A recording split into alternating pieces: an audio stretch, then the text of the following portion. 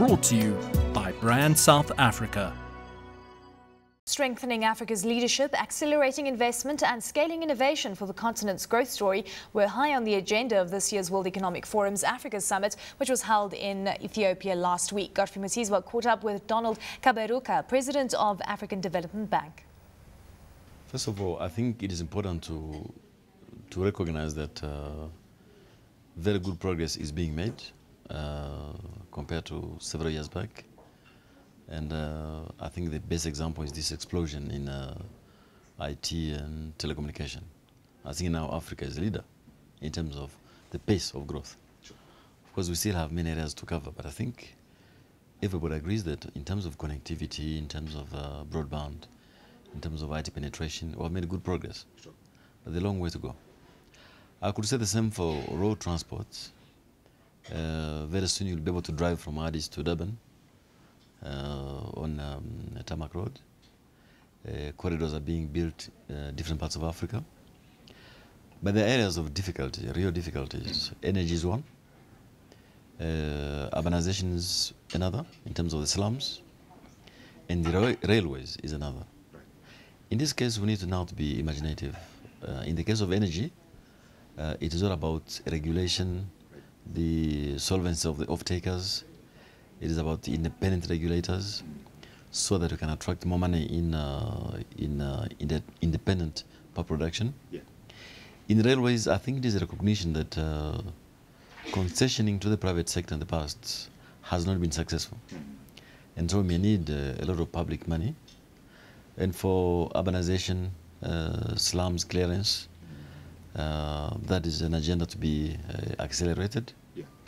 And finally, what I call the lost opportunity, that there are many rivers on the continent which are navigable, at least for most of the year. But I think that has not been exploited fully. And so I hope that we can look for ways of combining private sector financing, public sources, to close this gap of 90 billion. Yeah. It is not so much the lack of capital. Raising 90 billion in today's world is plain vanilla. Sure. But there must be proper structure and frameworks for it. Yeah. Now, one of the key issues that came up was how to de-risk the risk inherent in investing in infrastructure because of the long-term nature of the projects. From where you sit and from your interaction with African governments, do you get that sense that they are aware of what needs to be done in order to be able to attract private capital into these projects? But let me deal with real risk as opposed to perceived risk. Sure. Because perceived risk is something else. I think the real risk, giving the example of energy, is that no independent power producer will come unless they're sure that the national electricity company is solvent, that the regulator is independent to set the tariffs, that the power purchasing agreement makes sense. Those are things which only governments can put in place. Right. And once you do that, you find that the risk profile is completely something different. Now, I could go on and give you more examples. Sure. Now, if you ask me whether governments are aware of this, I think they are, yes. What about the political will? Is it there? Sometimes it has been a disappointment. I did mention to the summit at least two major pieces of infrastructure on the continent which have suffered because of lack of political will, not because of lack of money. But since you're from Southern Africa, one of them was this bridge on the Zambezi, the Kazungula Bridge, which we are financing with the Japanese, which is a major piece of work for Namibia, Botswana, Zambia, Zimbabwe. But it's taken years for it to take off.